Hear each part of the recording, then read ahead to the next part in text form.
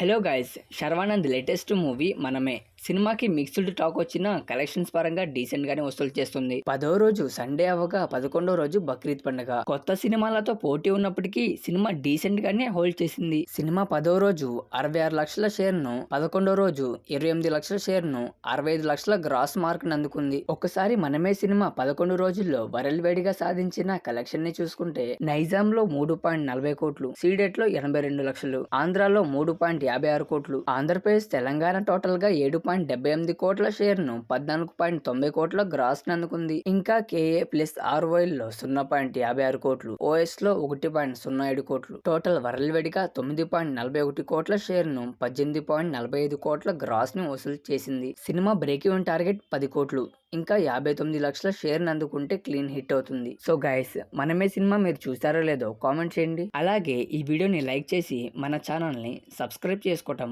మర్చిపోమాకండి.